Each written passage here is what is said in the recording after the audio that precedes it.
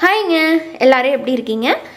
இன்னைக்கு நம்ம நிக்கிஸ் கிச்சனில் சப்பாத்தி, புலாவ், அப்புறம் நான் இந்த மாதிரி எல்லாத்து கூட வச்சு சாப்பிட்ற மாதிரி ஒரு சைட் டிஷ் ரெசிபி தான் செய்ய போகிறோம். இது செய்கிறது ரொம்ப ரொம்ப ஈஸி தான். டேஸ்ட் வந்து ரொம்ப சூப்பராக இருக்கும். ஏன்னா நிறைய பேர் இப்போ நான் ஹோட்டல் ஸ்டைல் அப்படின்னு சொன்னாவே சண்டைக்கு வந்துடுறீங்க. ஹோட்டலில் என்னங்க, அதை விட நம்ம வீட்டில் சூப்பராக பண்ணலாம். அதை தான் நானும் சொல்கிறேன். கண்டிப்பாக ஹோட்டலை விட வீட்டில் ரொம்ப ஹைஜீனிக்கான முறையில் நல்ல டேஸ்ட்டாகவே செய்ய முடியும்.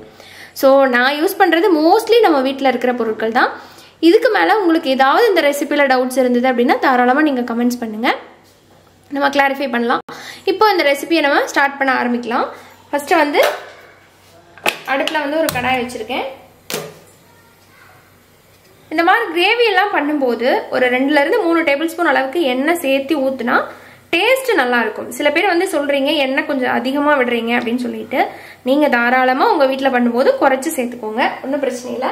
பட் அக்யூரேட்டா ஒரு டேஸ்ட் வந்து நமக்கு நல்லா வரணும் அப்படின்னா இந்த மாதிரி செய்யறதுல நம்ம இவ்வளோ எண்ணெயும் ஒரே ஆளே சாப்பிட போறது கிடையாது இல்லைங்களா? அதனால ஸோ நீங்க குறைச்சி ஊற்றணும் அப்படின்னு நினைச்சீங்கன்னா தாராளமாக குறைச்சி வந்து சேர்த்துக்கோங்க. இப்போ எண்ணெய் சூடானதுக்கு அப்புறம் வந்து பார்த்தீங்கன்னா பட்டை, 4 கிராம்பு, 3 ஏலக்காய், 1 டீஸ்பூனை விட கொஞ்சம் கம்மியாவே ஒரு 1/2 டீஸ்பூன் அளவுக்கு சீரகம் எடுத்திருக்கேன். இது எல்லாத்தையும் போட்டுக்கலாம்.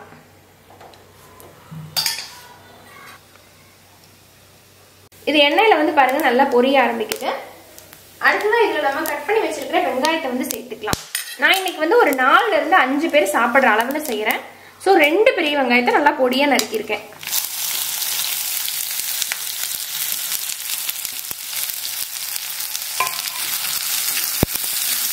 இந்த வெங்காயம் வதங்கிறது ரொம்ப ரொம்ப முக்கியம். நல்லா சாஃப்டா வதங்கி வரட்டும், அது வரைக்கும் வதக்கிக்கலாம்.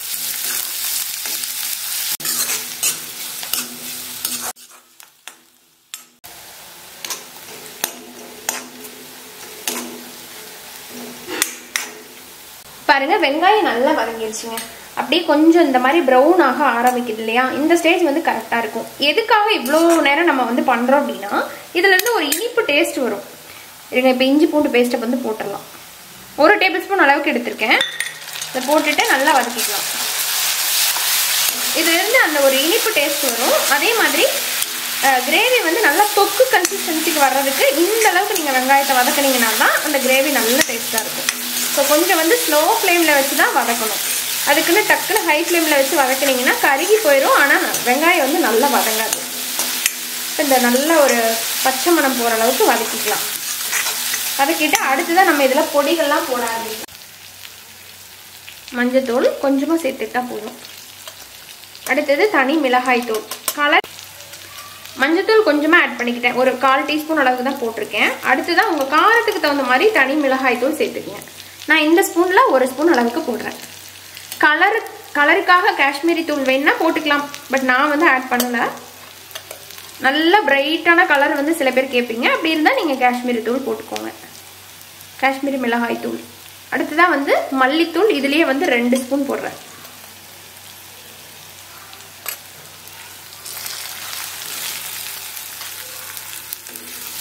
போட்டுட்டு லைட்டாக அந்த மசாலாவை பரட்டி விட்டுட்டு, இது எல்லாத்துக்குமே இந்த 3 வந்து பேசிக்கான மசாலா தான். இது கூட வந்து சீரகத்தூள் இருந்தால் போடலாம், ஒரு 1/2 டீஸ்பூன் அளவுக்கு. அடுத்ததா அரைச்சு வச்சிருக்கிற 2 தக்காளி.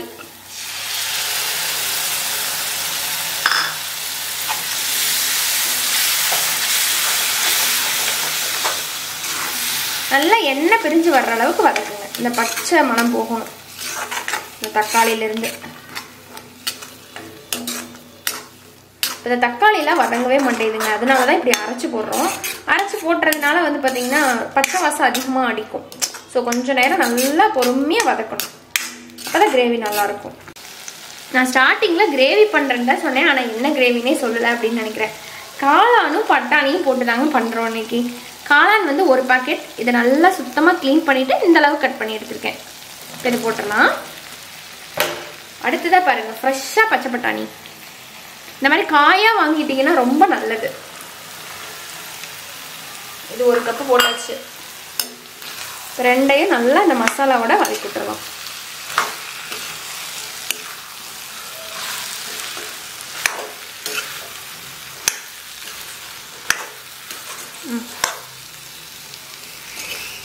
இது வந்து பார்த்தீங்கன்னா காளானும் நான் பட்டாணியும் சேர்த்துருக்கேன். இது வந்து இந்த காளானுக்கு பொதுவாக பன்னீர் சேர்க்கலாம், உருளைக்கிழங்கு சேர்க்கலாம், காலிஃப்ளவர் சேர்க்கலாம், ஈவன் கேரட் பீன்ஸ் கூட போட்டு நீங்கள் இது மாதிரி பண்ணலாம். என்ன காய் இருக்கோ அதை போட்டு பண்ணலாம். சப்ஸ்டியூட் பண்ணுறதுங்கிறது நம்மளோட இன்னோவேஷன் தான்.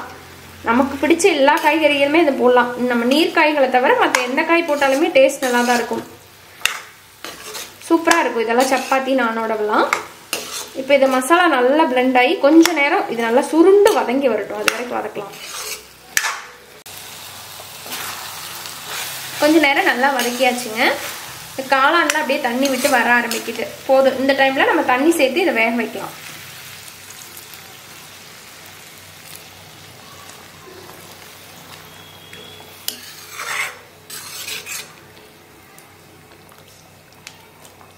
இன்னும் கொஞ்சம் சேர்த்துக்கலாம்.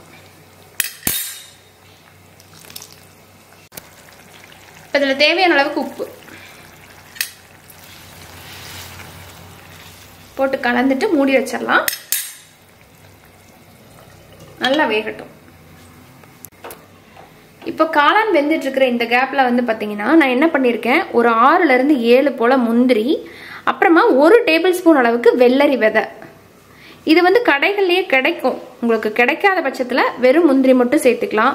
இல்லைங்க முந்திரி எனக்கு பட்ஜெட் ஃப்ரெண்ட்லி, இந்த அளவுக்கு வந்து முந்திரியெல்லாம் போட்டெல்லாம் என்னால் பண்ண முடியாது அப்படின்னு நினச்சிங்கன்னா தாராளமாக இதை விட்டுட்டு கூட பண்ணலாம். பட் இது வந்து என்னன்னா உங்களுக்கு நல்ல ரிச்சான ஒரு டேஸ்ட் கொடுக்கும். அதனால தான் இதை சேர்க்குறோம். இது ஒரு சீக்ரெட்டான ஒரு ரெசிபி, செம்ம டேஸ்ட்டாக இருக்கும் இதை நீ சேர்த்து பண்ணும்போது. பார்த்தீங்கன்னா இது ரெண்டையும் நான் சுடுதண்ணியில் கரெக்டாக ஒரு 10 நிமிஷம் வந்து ஊற வச்சுருக்கேன். இப்போ இதை வந்து மிக்சி ஜாரில் போட்டு நல்லா நைஸாக அரைச்சி எடுத்துக்கலாம். இப்போ கடைகள்ல எல்லாம் வந்து பார்த்தீங்கன்னா க்ரீமியாக வர்றதுக்கு என்ன பண்ணுவாங்கன்னா ஃப்ரெஷ் க்ரீம் வந்து சேர்ப்பாங்க. பட் எல்லா வீடுகள்லையும் ஃப்ரெஷ் க்ரீம் நம்ம இருக்காது, இதுக்காக நம்ம போய் வாங்கணும். பட் முந்திரிங்கிறது எல்லா வீட்லையும் இருக்கிறது தான். ஸோ இல்லைன்னா நீங்கள் விட்டுலாம். இல்லை ஃப்ரெஷ் க்ரீம் நீங்கள் சேர்த்தணும்னு நினச்சிங்கன்னா அது கூட போட்டுக்கலாம். இதோட அப்படியே ஆல்டர்னேட்டிவ் வெர்ஷன் அப்படின்னா ஃப்ரெஷ் க்ரீம் தான். இது போடலாம், இல்லாட்டி அது போடலாம்.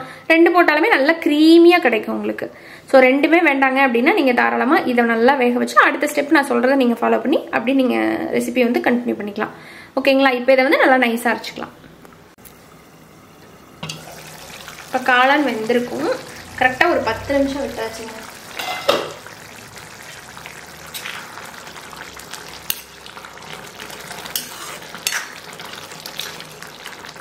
எல்லாமே நல்லா வெந்துருச்சு. இப்போ அடுத்துதான் நம்ம அரைச்சி வச்சிருக்கிற அந்த முந்திரி வெள்ளரி விதை பேஸ்ட்டை வந்து சேர்த்துக்கலாம்.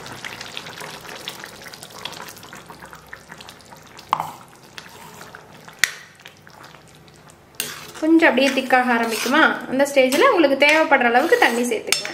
நீங்கள் எதோட வச்சு சாப்பிட போறீங்களோ அதுக்கு தகுந்த மாதிரி நீங்கள் தண்ணியோட அளவை கூட்டி குறைச்சி சேர்த்துக்கலாம். இதில் இருக்கிற மாதிரியே கரெக்டாக செய்யணும் அப்படிங்கிறது கிடையாது.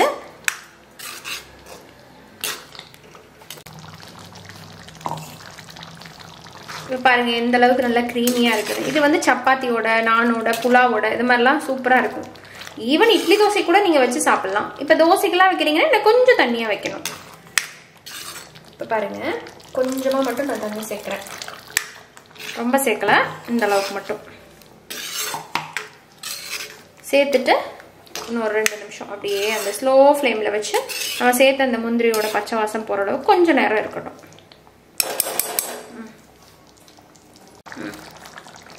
இப்போ இந்த ஸ்டேஜில் நல்ல மணத்துக்காக 1/2 டீஸ்பூன் கரம் மசாலா முன்னாடியே போட வேண்டாம், இந்த டைமில் போட்டால் ரொம்ப நல்லா இருக்கும். சர்க்கரை 1 டீஸ்பூன். இது வந்து ப்ரௌன் சுகர், நீங்கள் ஒயிட் சுகர் கூட சேர்த்துக்கலாம்.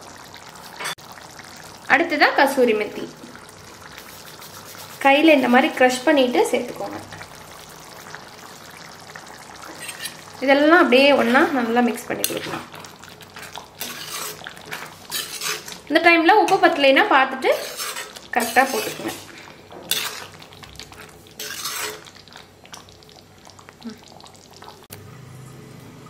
இப்போ பாருங்க நான் சிம்மில் போட்டு ஒரு 2 நிமிஷம் விட்டுட்டேன் பாருங்க.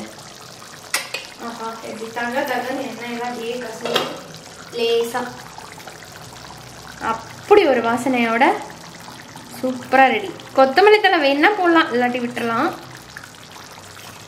அவ்வளோ க்ரீமியாக சூப்பராக இருக்கும், செம்ம டேஸ்ட்டாக இருக்கும். ஆஃப் பண்ணிடலாம். இது பாருங்கள், இந்த மாதிரி கிரேவி நீங்கள் பண்ணிவிட்டு ஃபுல்காவோ இல்லை சப்பாத்தியோ இந்த மாதிரி ஏதாவது ஒன்று வச்சு நீங்கள் கூட கொடுத்து பாருங்கள். உங்கள் வீட்டில் இருக்கிறவங்க 3 சப்பாத்தி தான் சாப்பிடுவாங்கன்னா இந்த மாதிரி வச்சிங்கன்னா 6 சப்பாத்தி கண்டிப்பாக உள்ளே போயிடும். அவ்வளோ அருமையாக இருக்கும். எனக்காக ஒரு டைம் இதே மாதிரி செஞ்சு பார்த்துட்டு எப்படி இருக்குன்னு சொல்லணும். ஓகேங்களா?